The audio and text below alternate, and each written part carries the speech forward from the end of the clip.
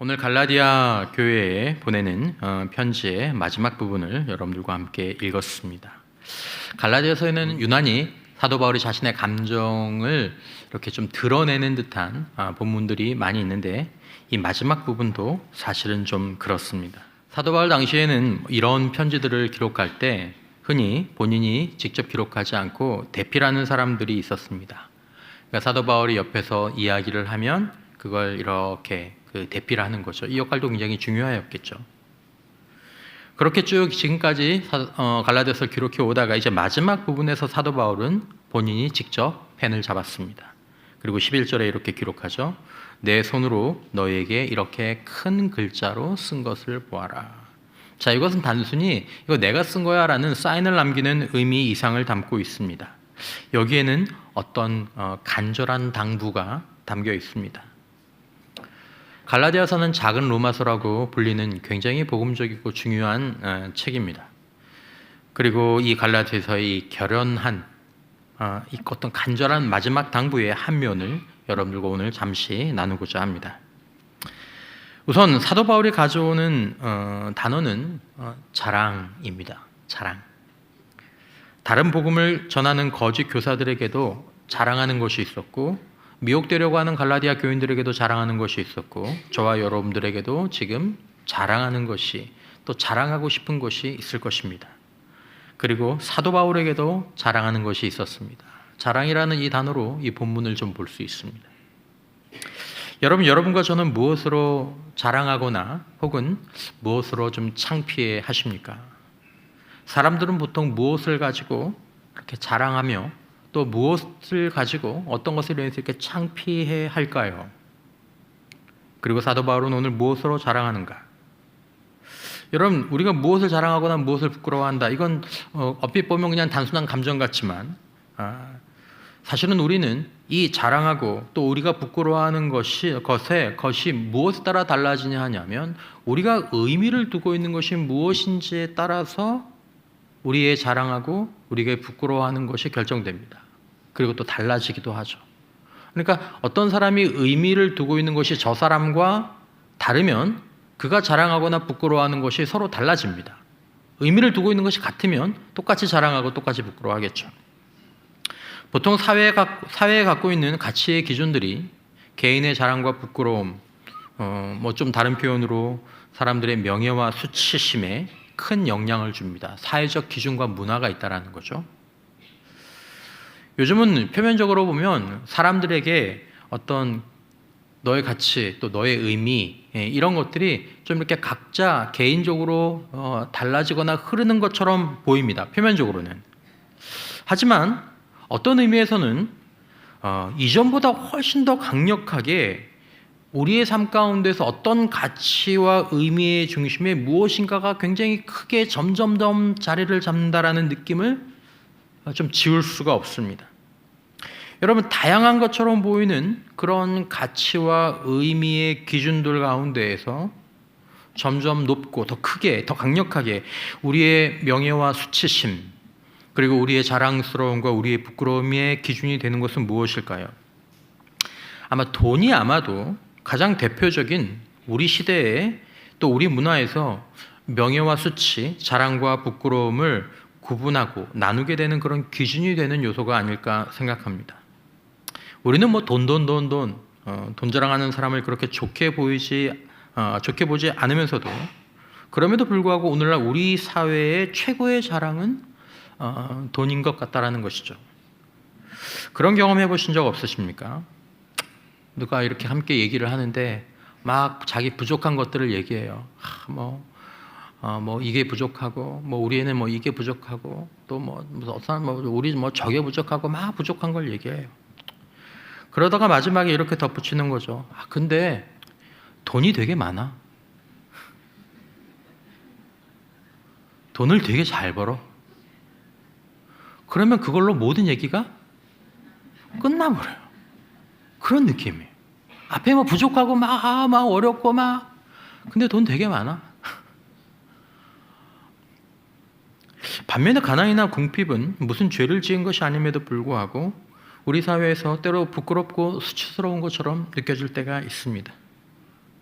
아이 목사님 뭐 우리는 저는 지금 돈이 중요한 게 아니고 우리 아이들이 좋은 학교 가는 거 뭐 아니면 뭐 좋은 직업 가는 거 뭐 우리 가문이 좀 뭐 좋게 되는 거 아니면 뭐 영적으로 뭐 우리 교회가 부흥하는 거 그 자체로도 자랑이 되지만 이것이 결국 돈이라는 것과 연결되지 않으면 그다지 우리의 흥미를 끌지 못할 때가 많은 것 같다라는 것입니다. 어떤 사람이 이제 얘기를 하는 거죠. 뭐 우리 아이가 무슨 대학을 갔어. 그리고 이제 어떤 일을 하는데 그 일을 통해서 있잖아. 되게 선한 영향력을 많이 미치고 있고 아이가 참 기쁨과 만족을 많이 느끼고 있더라고. 그렇게 막 얘기를 하면 말을 한참 듣던 사람이 물어보죠.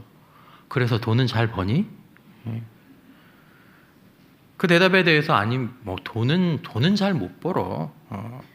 그러면 상대방 금방 흥미를 잃고 야 그런 거 너나 해라. 그 니네 자식이나 하라 그래라. 이런 분위기들. 현재 특별히 한국 사회는 돈을 중심으로 돈 때문에 결국 학교가 중요한 거고 직업이 중요한 거고 그것도 가문 등등이 자랑이나 부끄러움의 기준이 되어가는 쪽으로 흘러가고 있죠. 아주 세죠. 이게 뭐 언젠가는 어떤 시대가 지나고 나면 이게 꺾이겠지만 이제 진실을 깨닫게 되면 이제 그게 꺾이겠지만은 지금은 일단은 그렇게 가고 있습니다. 뭐 폭주하는 정도죠. 돈이 있으면 나는 너는 가치 있는 사람, 성공하고 행복한 사람이고 돈이 없으면 나는 가치가 없는 실패하고 불행한 사람으로 여기기도 합니다. 학생이 성적에 대해서 자랑과 부끄러움을 느낄 때, 외모에 대해서 자랑과 부끄러움을 느낄 때, 목사가 교회의 크기에 대해서 자랑과 부끄러움을 느낄 때, 여러분 우리가 자랑과 부끄러움을 느끼는 것들은 거기에 우리의 정체성과 우리의 존재의 가치의 기반과 의미를 두고 있다는 것을 이렇게 드러내는 것입니다. 저 사람은 자신의 존재의 의미가 돈에 있구나. 돈에 따라서 저 사람의 존재의 의미와 가치가 달라지는구나. 그것들에 따라서 내 등급과 가치를 스스로 정한다라고 믿고 그렇게 여기고 또 그것이 변하는 것에 따라서 나의 등급과 가치도 내려갔다 올라갔다 내려갔다 올라갔다 그렇게 변하는 그런 문화가 우리 주류에 흐르고 있죠. 교회 안에서 성도들 사이에서도 심지어 저 같은 사역자들 안에서도 이것이 암묵적으로 통한다라는 것이 오늘날 교회가 다른 복음 아래에서 바른 복음을 이뤄가고 있다는 것을 드러내는 나쁜 열매입니다. 이게 똑같이 안에서도 통과하는 거죠. 여러분 우리는 자기를 자랑하는 문화 그리고 사실은 자기를 포장하는 문화 가운데에서 살아가고 있습니다. 하지만 이런 문화 속에는 굉장히 심각한 불안정이 숨어 있습니다. 어제까지 2등급에 있던 사람이 사업이 망하고 직장을 그만두고 아니면 어떤 건강을 잃거나 아니면 교회가 작으면 밑에 등급으로 떨어지는 거죠. 더 안 좋아지면 더 떨어지는 거죠. 자기도 그렇게 생각해요. 나는 떨어졌어. 난 등급이 낮아. 등급이 낮아. 등급이 낮아. 팀 켈러는 현대인의 정체성을 깨지기 쉬운 자라고 했습니다. 깨지기 쉽죠. 한순간에 넘어질 수도 있는 것이 사업입니다. 때로는 직장에서 원치 않는 퇴직을 바할 수도 있죠. 아이들이 갑자기 힘든 일들이 아이들의 가정 가운데 생길 수도 있습니다. 장담할 수 없는 거예요. 불안은 하는 거죠. 자신의 가치를 남의 인정에 맡기죠.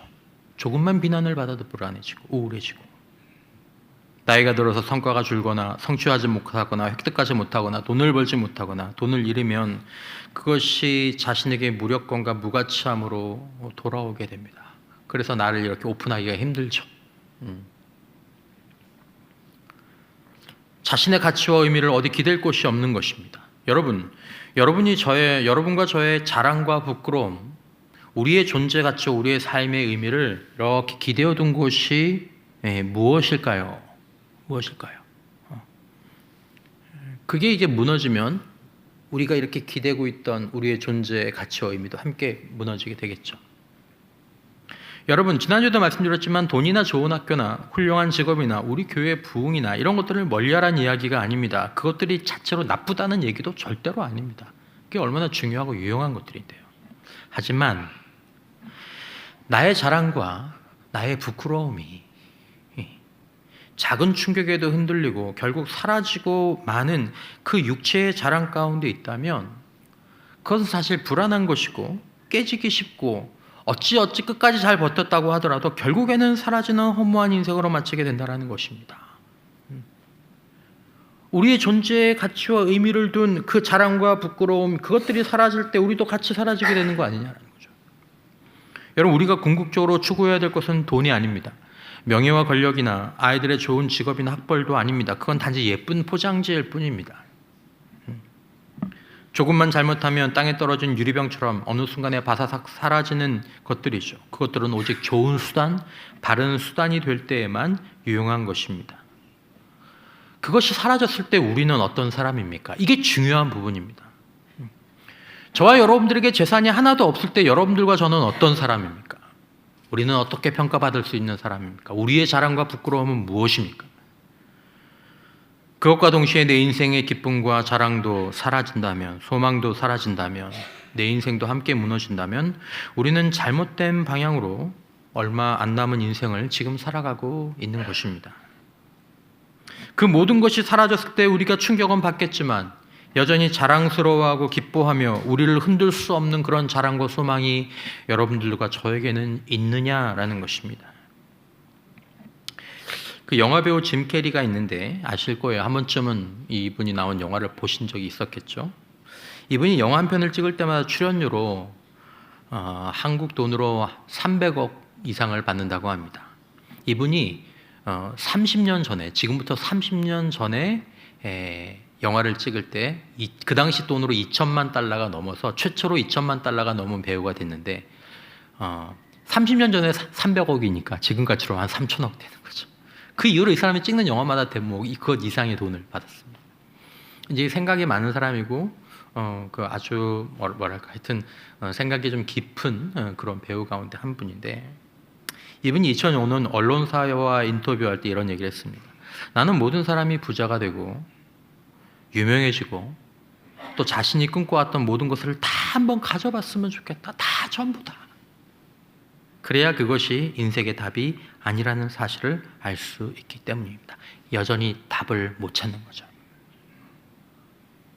그는 다 가졌던 사람입니다. 돈, 명성, 명예, 건강, 아마 가족도 뭐 그렇게 큰 문제는 없었을 거예요. 하지만 그는 답이 거기에 없다라는 사실을 발견했습니다. 발견할 수밖에 없죠. 사도 바울은 고대의 사람이었지만 고대에도 사람들을 지배하고 있었던 것이 오늘날과 크게 다르지 않았다라는 것입니다. 교회 안에도 마찬가지였다라는 거죠.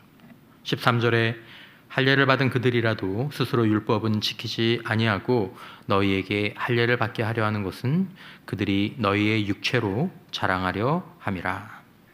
이 본문을 주예로 설명드리진 않겠습니다. 오늘 나누는 말씀으로 드리자면 그들의 육체로 육체를 자랑하는 것이었다라는 것입니다. 육체로 육체의 것을 자랑으로 삼는 거죠. 교회 아닌데. 육체의 자랑이 있는 사람은 동시에 육체에 기반한 부끄러움이 있습니다.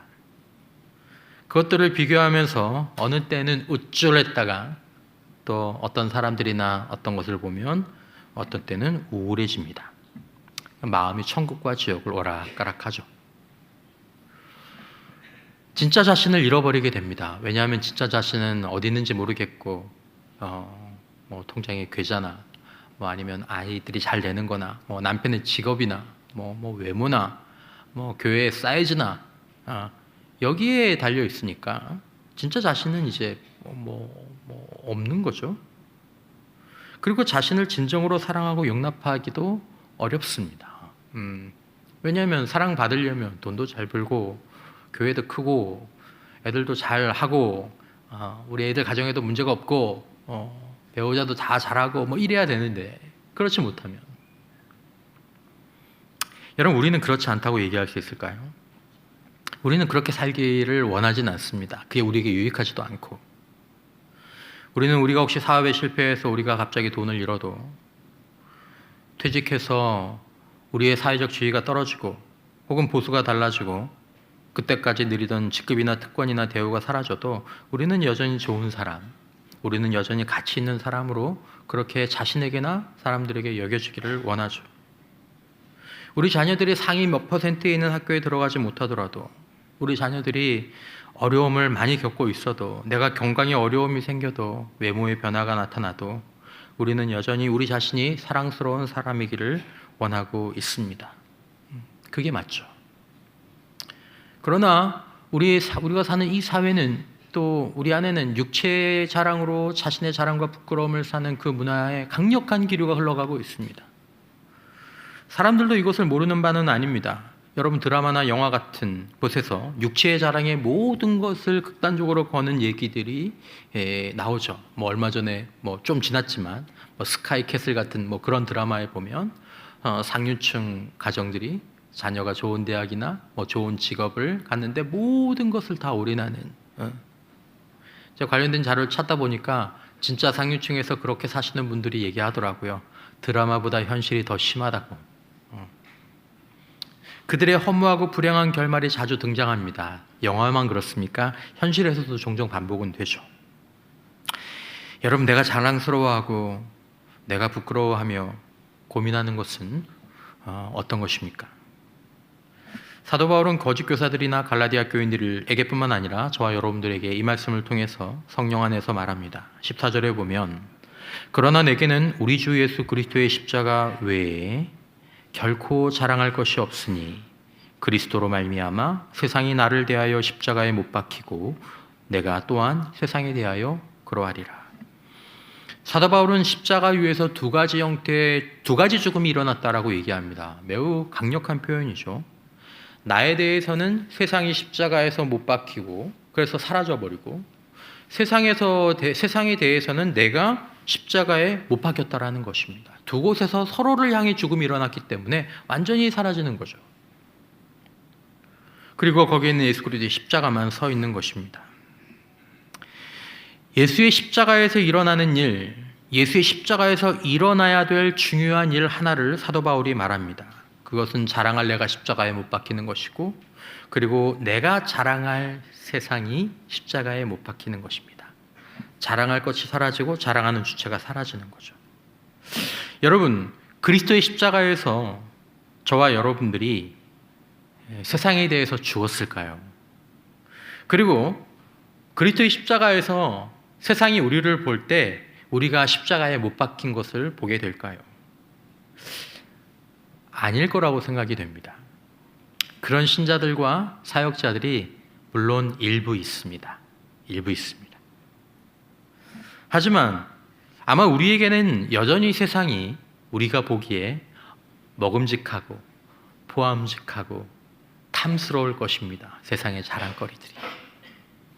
세상에서 우리를 만나는 사람들이 우리를 보면 우리 중에 많은 사람들을 십자가에 못 박힌 자가 아니라 여전히 생생하게 반응하는 사람들로 볼 것입니다. 우리 애 이 학교 갔다? 우리 애도 이 학교 갔거든? 우리 이번에 집 샀다? 우리도 샀거든? 우리 남편 이렇게 해준다? 우리 남편도 이렇게 하거든? 여러분, 우리는 아직도 종종 자기를 자랑하고 또 포장하며 살아갈 가능성이 높습니다.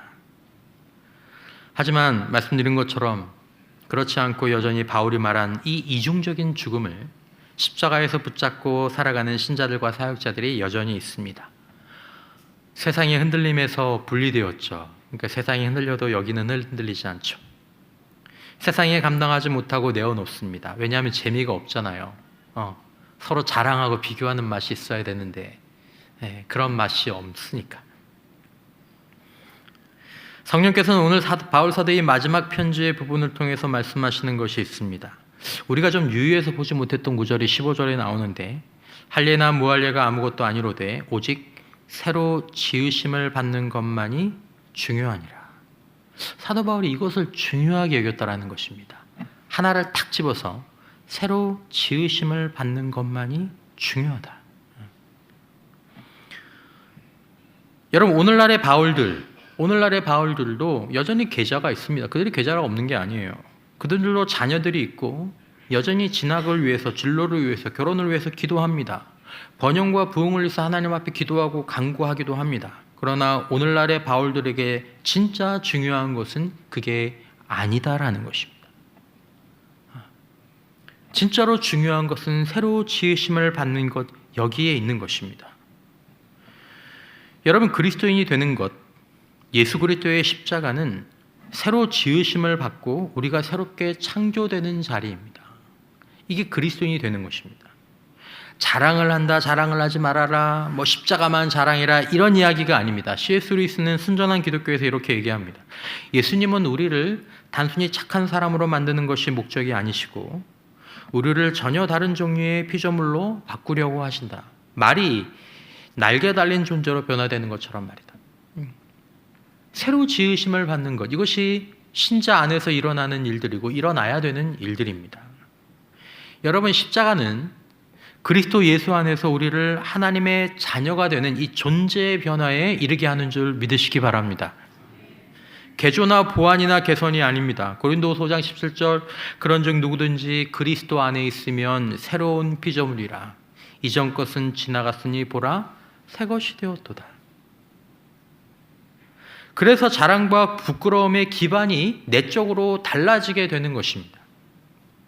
우리가 어쩔 수 없이 세상 나라를 살아가느라 일용할 양식과 일용할 은혜를 구하고 때로 그것 때문에 기뻐하기도 하고 슬퍼하기도 하지만 그렇다고 해서 그것들이 그들에게 가장 중요한 것은 아니다라는 것입니다. 그것들은 사건일 뿐 자랑과 부끄러움이 아니다라는 것입니다. 여러분, 이것을 잘 구분해야 합니다. 사건은 일어날 수 있습니다. 하지만 그것이 우리에게 자랑과 부끄러움이 되는 것은 별개의 문제인 것입니다. 이 땅에 오신 하나님의 아들, 이 땅에 오신 예수님의 십자가 사건은 이전 것은 죽고 이제 새 것이 되도록 새 창조물이 되게 하는 능력이 있습니다. 그래서 예수님의 십자가가 하나님의 능력과 하나님의 지혜가 되는 것이죠.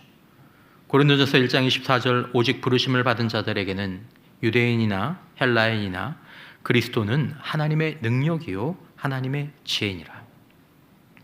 여러분, 하나님의 능력으로 인해 십자가에서 우리는 다시 태어납니다. 새로운 존재가 되죠. 거기서 무엇을 얻습니까? 하나님의 자녀라는 새로운 신분을 얻습니다. 성령 안에서 새로운 능력도 얻고 더 놀랍게도 새롭고 영원한 미래가 새롭게 지으심을 받은 사람들에게 열립니다. 갈라디아서 4장 6절에 살펴본 것처럼 너희가 아들임으로 하나님이 그 아들의 영을 우리 마음 가운데 보내사 아빠 아버지라 부르게 하셨느니라. 누구를요? 하나님을. 아빠 아버지. 하늘을 펴시고 땅에 기초를 세우시고 사람의 심령을 지으신 그 하나님을 아빠 아버지라고 부르게 하시고, 더 나아가 그러므로 내가 이후로는 종이 아니요 아들이니 아들이면 하나님으로 말미암아 유업을 받을 자니라. 하나님이 우리의 분깃이 되어주시고 하나님의 분깃이 우리의 것이 되신다라는 것입니다. 이게 새로 지으심을 받는 자들에게 일어나는 가장 중요한 십자가에서 일어나는 사건입니다. 이것은 교리가 아니라 실제입니다.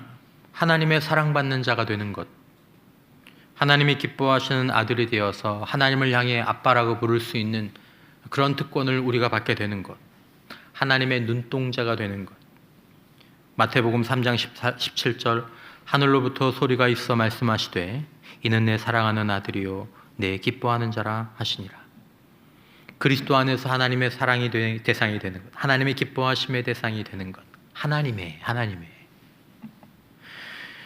여러분, 여러분들과 그리고 제가 자기 자랑과 세상의 포장지를 바꿔가면서 끝없이 비교하며 때로는 교만해지고 때로는 열등감을 느끼면서 살아가는 이유는 그것이 우리에게 그치지 않고 우리의 자녀나 우리의 배우자들에게 혹은 성도들에게 이것들을 다그치는 이유는 자신이 예수 그리스도 안에서 하나님의 새로운 피조물, 하나님의 사랑받는 자녀, 하나님의 영원한 유업을 받은 자라는 사실을 모르거나 망각하면서 살고 있기 때문입니다.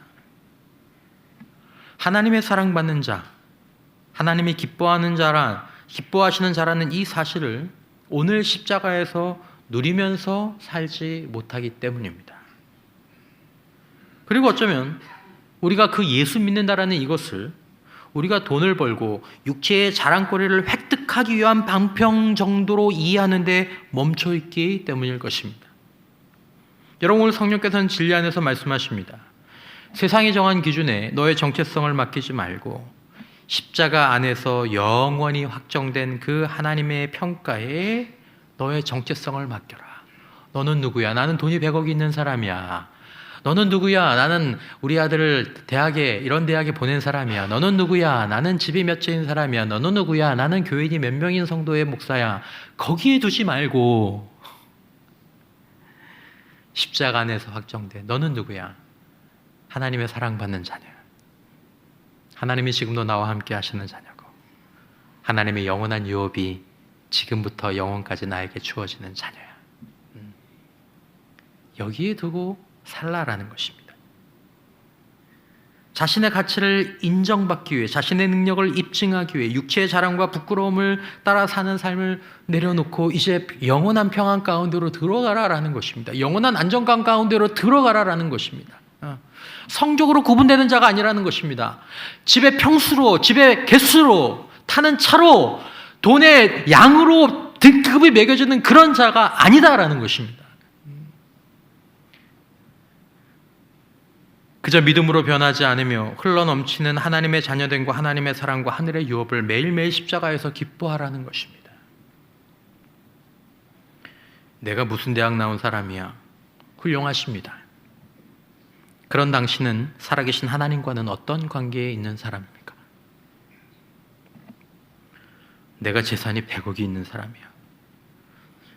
100억이 있으면 우리는 다른 사람과 다르게 이 세상을 떠납니까? 지금 100억이 있으면 천국에 뭐 하나 분양받을 수 있습니까? 조금 센 이야기인데 듣고만 잊어버리십시오. 지난주에 뉴스를 보니까 아들을 셋 둔 90대 노모가 있는데 첫 아들과 둘째 아들이 모의를 해서 90대 노모를 살해했습니다. 이유를 들어보니까 노모가 첫 아들에게 100억, 둘째 아들에게 100억, 셋째 아들에게 100억보다 더 많은 유산을 남겼는데 첫째 아들과 둘째 아들이, 셋째 아들이 그 어머니를 모셨던 것 같아요. 모셨기 때문에 어머니가 더 준 거죠. 그게 기분이 나쁘다고 둘이 모의해서 어머니를 살해했습니다. 여러분의 자녀들과 우리들이 그런 사람은 아니지만 그들도 인간입니다. 인간이 갖고 있는 어둠의 깊이를 보라는 것입니다. 여러분, 그들을 욕하는 데 집중하지 마시고 이제 설교로 돌아오시기 바랍니다. 1부 때 이 얘기를 했더니 막 이 얘기가 남아가지고 설교를 못 들었다고 하시는 분들이 있어가지고 잊으세요. 여러분들이 그런 사람, 그렇다라는 거죠. 여러분, 10,000원도 가지고 못 죽는 그런 재산이 있는 그 누군가는 하나님의 영원한 천국 유업과 정말 상관이 있느냐라는 것입니다. 하나님을 알고 내가 예수 안에서 하나님의 자녀된 것을 알고 사랑으로 살아계신 하나님을 알고 그 하나님이 너는 내 사랑하는 아들이고 내 기뻐하는 자라라는 그 말씀을, 그리고 우리를 기다리고 있는 그 영원한 유업을 자랑과 기쁨으로 알고 살아갈 때 우리에게 지금 없는 세상의 자랑거리는 조금 불편한 것이나 조금 아쉬운 것 이상의 문제가 되지 않는다라는 것입니다. 때로 우리가 어디 나갔는데 우리가 물어보지도 않았는데 자기가 무슨 학교를 나왔고 우리 애가 어떤 학교를 들어왔고 우리의 직업이 뭐고 어떤 직장에 다니고 집이 몇 평이고 집이 몇 채냐고 자랑할 때에도 그렇게 한참 자랑하고 너는 어떻게 사냐라고 물어볼 때 내가 제대로 대답할 수 없어도 우리는 집에 돌아와서 성질 내지 않습니다. 그것이 우리 마음을 불편하게 하지 않습니다. 그런 세상은 나에 대해서 죽었고 나 역시 그런 세상에 대해서 죽었기 때문입니다. 지금도 하나님의 사랑받는 자녀이고 하나님이 나의 영원한 분깃과 소유가 되시기 때문입니다.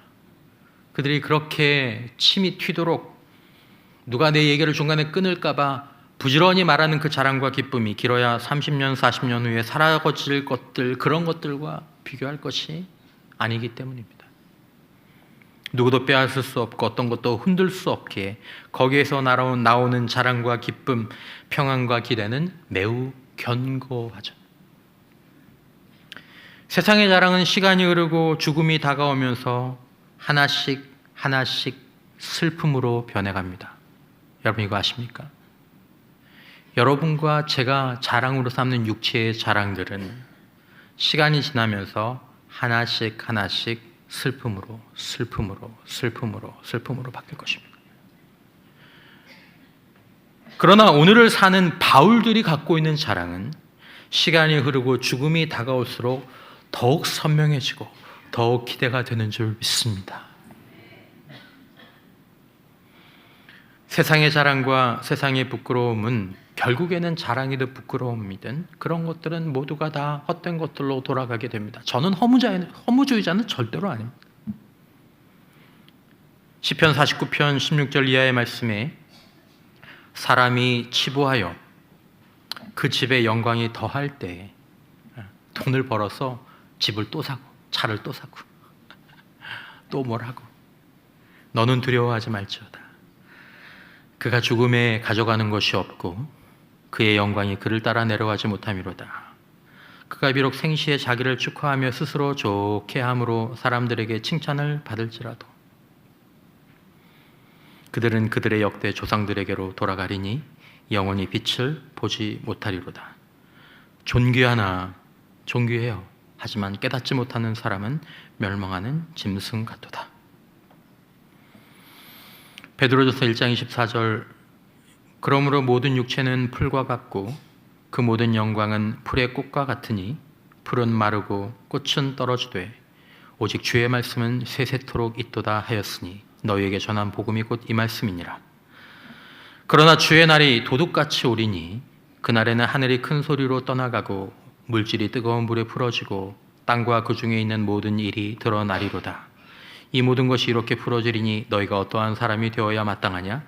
거룩한 행실과 경건함으로 하나님의 날이 임하기를 바라보고 간절히 사모하라. 그날에 하늘이 불에 타서 풀어지고 물질이 뜨거운 불에 녹아지려니와 우리는 그의 약속대로 의가 있는 곳인 새하늘과 새 땅을 바라보도다. 아멘. 여러분, 저와 여러분들은 예수님의 십자가, 그 살아계신 하나님의 능력과 지혜로 인해서 믿음으로 말미암아 하나님의 자녀가 되었습니다. 그리고 우리에게는 하나님의 유업이 바로 이 땅에서부터 지금부터 시작될 수 있습니다. 세상에 어떤 자랑이 이보다 클 수 있습니까? 세상에 어떤 자랑이 이보다 견고할 수 있습니까? 지금 여러분들과 제가 육체의 자랑으로 삼는 그 모든 것들은 다 시간 속에서 하나씩 둘씩 사라지고 떠나게 될 것입니다. 태양 앞에서는 별이 그 빛을 잃습니다. 우리가 육체의 자랑에 교만하거나 혹은 부끄러워하면서 동시에 하나님의 자녀된 것과 하나님의 유업을 받게 된 그 은혜의 십자가를 같이 자랑할 수는 없습니다. 그렇게 되지는 않습니다. 여러분, 육체의 자랑거리가 많이 있습니까? 많이 생기셨습니까? 그것으로 그저 감사하며 사시기를 바랍니다. 하나님 감사합니다.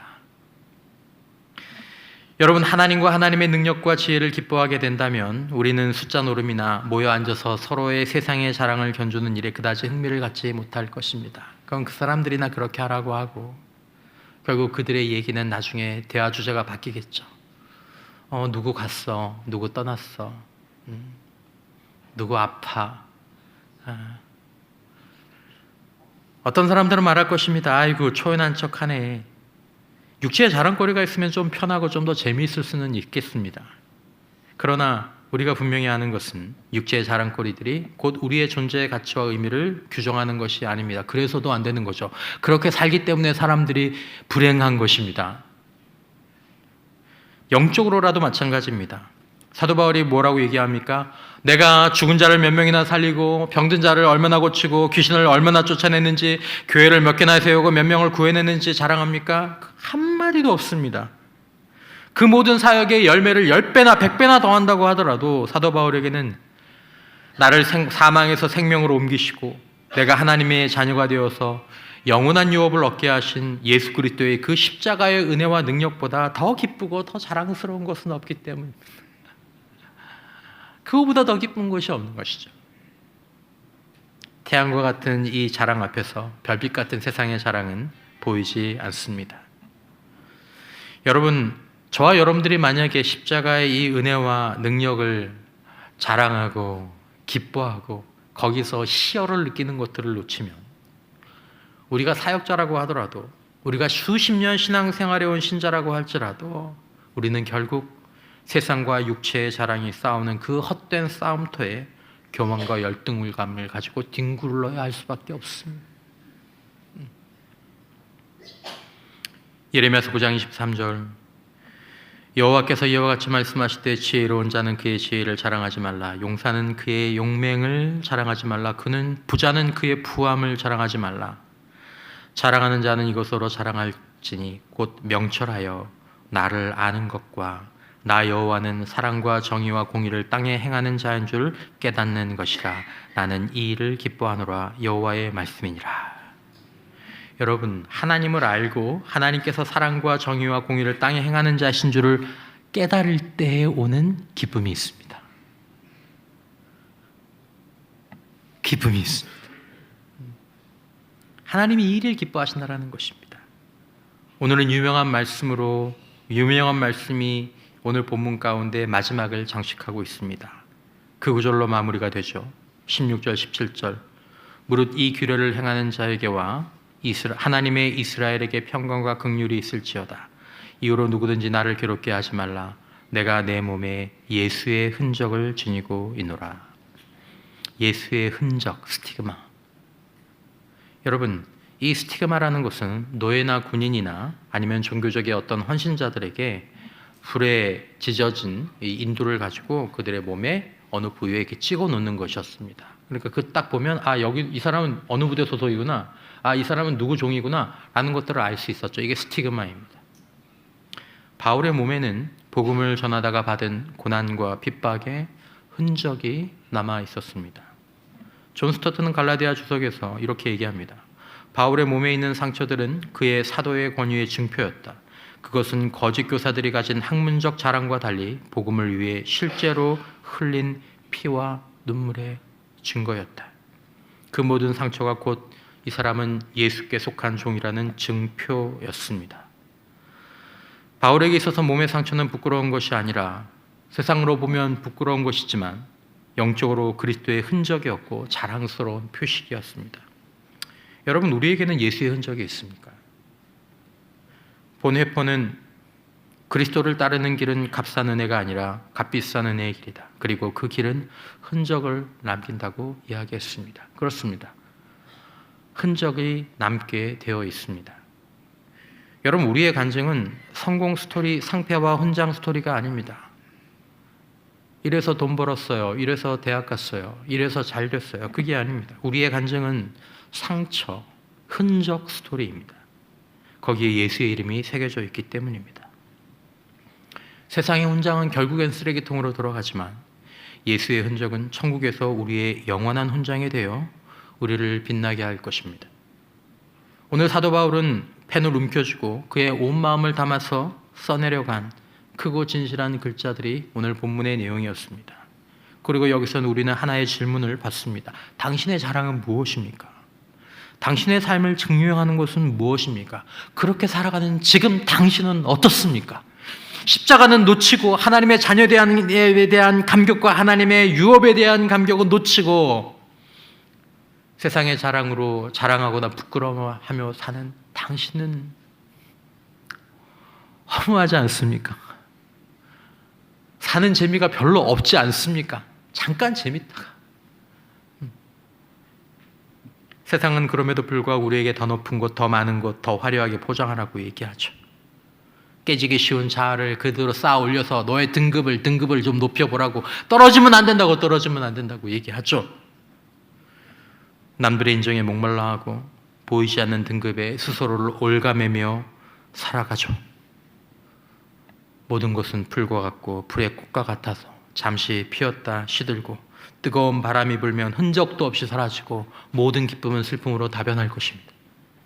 그 많은 부자들이 어디 갔습니까? 세상의 자랑으로 자신을 휘감고 살던 자들이 다 어디 갔습니까? 그가 있던 자리조차 남아있지 않습니다. 여러분, 그것을 위해서 남은 고작 30년, 40년 잘해야 남은 인생을 그것을 위해서 살고 그것으로 자랑하고 그것으로 슬퍼하는데 다 바치시겠습니까? 우리 자녀들도 그렇게 살아가다가 이 세상을 떠나게 하시겠습니까? 사도 바울은 전혀 다른 자랑의 세계로 우리를 초대합니다. 복음을 전하다가 맞았던 맷자국, 굶주림과 고통, 조롱과 핍박으로 새겨진 이 상처들은 그의 수치의 표적이 아니었습니다. 나는 예수 그리스도의 것입니다. 예수 그리스도는 나의 것입니다. 나는 하나님의 자녀입니다. 나를 위해서 하늘에 영원한 유업이 있습니다. 라는 것에 대한 흔적. 그 흔적은 남몰래 무릎 꿇고 흘렸던 눈물의 자국일 수 있고, 너무 미운 사람을 용서하기로 결단하며 가슴에 새겨진 상처일 수도 있고, 배신당한 아픔일 수도 있고, 세상의 안락함을 포기하고 주님의 길을 따르기로 했을 때 겪어야 했던 상실과 조롱과 외로움과 의문의 시간일 수 있습니다. 내 자존심이 십자가 아래서 부서지고 내 옛사람이 죽어갈 때 아픔일 수 있습니다. 그 흔적들이 우리에게 있느냐라는 것입니다. 여러분, 우리가 주님 앞에 서는 날 주님은 우리가 세상에서 얼마나 많은 훈장을 모았는지 묻지 않으실 것입니다. 주님은 우리의 여기저기를 마음까지 돌아보면서 손과 발을 뒤집어 보시면서 옷을 뒤집어 보면서 그 아들 예수 그리스도의 흔적이 있는지를 살펴보실 것입니다. 그리고 그 흔적을 가진 자들에게 어루만져 주시면서 잘하였도다 착하고 충성된 종아, 내가 너의 모든 눈물을 닦아주리라 라고 말씀하실 것입니다. 여러분, 저와 여러분이 더 이상 세상의 이 자랑과 부끄러움 사이에서 방황하며 연연하며 그것 붙잡고 이제 얼마 남지 않은 이 삶을 살지 않았으면 좋겠습니다. 우리를 하나님의 존귀한 자녀로 하늘의 유업을 이을 자로 삼으신 그 십자가의 능력을 다시 한번 묵상하시기를 주님의 이름으로 축원합니다. 하나님을 아는 경이로움, 그 하나님의 영원한 자녀가 되고 그 하나님의 사랑과 기쁨이 된 자녀된 그 경이로움, 그리고 이 땅에서 시작되고 죽음을 넘어 영원한 하나님 나라에서 우리에게 주어지신다 말씀하신, 내가 너의 분기시고 내가 너를 위해 유업을 예비하였다고 말씀하시는 그 유업을 바라보면서 그것이 우리의 자랑이 되고 그것이 우리의 기쁨이 되어 흘러가는 세월이 두렵지 않고 다가오는 죽음이 염려가 되지 않는 그런 삶이 하나님께서 십자가에서 우리에게 주신 삶입니다. 여러분, 이 삶을 저와 여러분들이 이 세상의 이 유혹적인 문화 가운데에서 다시 한번 깨닫고 붙잡고 참으로 이 진리를 따라 사는 삶을 살아가시며, 오늘 본문의 마지막 구절처럼 형제들아 우리 주 예수 그리스도의 은혜가 너희의 심령에 있을지어다. 하나님의 그 은혜가 우리 모두의 심령에 함께 하시기를 주님의 이름으로 축원합니다.